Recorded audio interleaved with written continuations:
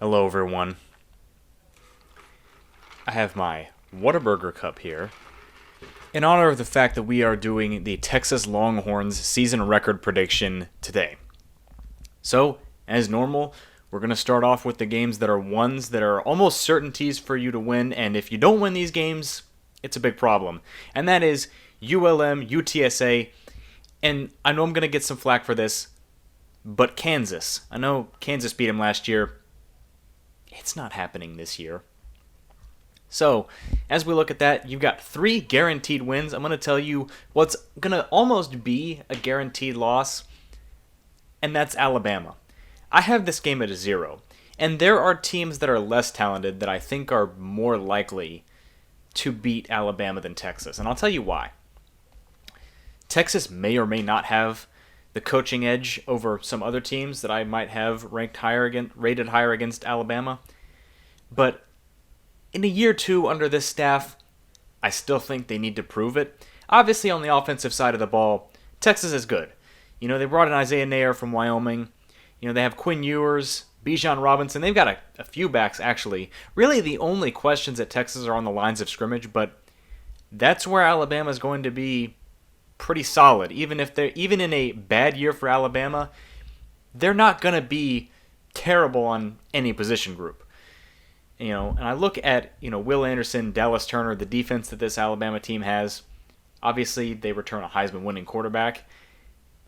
Even on the road, I don't see many edges for Texas in this game. Now, Texas can win this game. I'm just not picking it to happen. I'm not picking it to have a high likelihood of happening. You can debate whether I should have given it a .25 or not, but it's not likely to happen. At Texas Tech is a 0.75. Texas severely has the talent edge in this game. You know, for Joey McGuire, I get that he's a hot new name and people love him, and that's great. I think Joey McGuire can do great things at Texas Tech, but in year one, I don't expect them to beat Texas even at home. I mean, Texas put up 70 points last year. I know that was last year, but still, Texas Tech has a long way to go before they're contending against teams as talented as Texas. I've also given West Virginia a 0.75, even with JT Daniels at quarterback.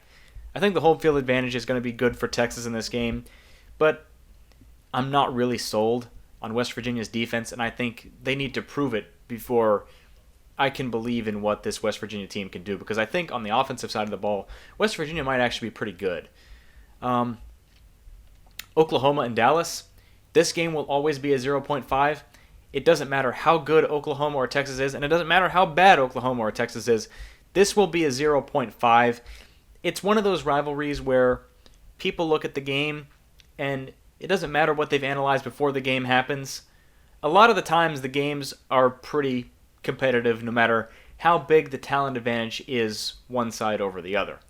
I mean, we saw Texas overcome an 18-point deficit in last year's game, so something crazy always happened in this game. And I don't usually like to go based off that. I like to sort of go analytical, but with Red River, that's one of those games where I flip that switch in the off position.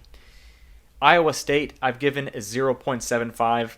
Iowa State loses a lot of talent from last team.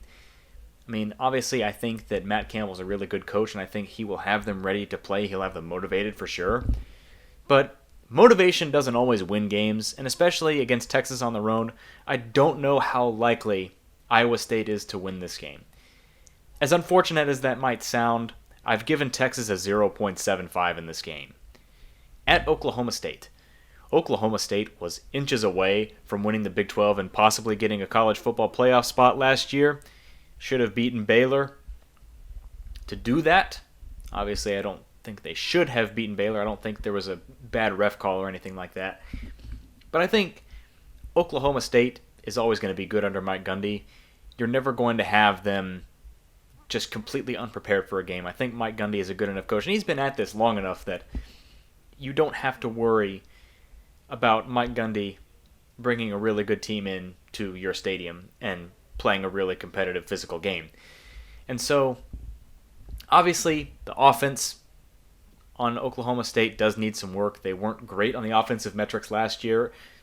Returning quarterback, maybe that means something to some people, but it doesn't really matter how much you're returning. how much of what was returning is really good, and I don't know that with Oklahoma State.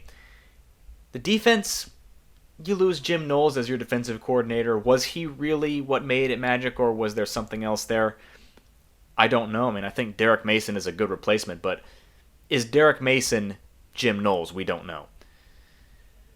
I've given that game a 0.5. Then you have the bye, and then you have at Kansas State. A lot of people think Kansas State might do something this year. I mean, I think Kansas State's going to be a good team. Obviously, you have Deuce Vaughn at running back, which, I mean, he's going to be a really good running back. Even in a loaded running back class, I think Deuce Vaughn is one of the best ones out there. But is the running back the whole team? I don't know that. I mean, I think Texas is certainly going to have the more talented team in this game. You might even argue they might have the better running back. You might think Bijan is better than Deuce Vaughn. I don't know. I've given this a 0.5 because I think it's going to be a competitive game. I've also given TCU a 0.5, not because I think TCU is going to be terribly great this year. They lose, key players. Zach Evans to the transfer portal. He's at Ole Miss now. And obviously you lose your head coach of around 20 years, maybe even longer than that. And so I wonder what Sonny Dykes is going to do. But I also wonder, Texas down the stretch, I think that down the stretch they're going to lose a game that they should be favored in where they're the more talented team. Again, I don't really have any metrics to back that up, but I think that the grind of playing good, not great teams that have the capability of beating you, I think that's going to get them somewhere. And TCU is where I've decided to deduct that 0.25 or 0.5 or whatever. I'm giving this game a 0.5 in a spot where early in the season it might be a 0.75. Kansas I've obviously given a 1.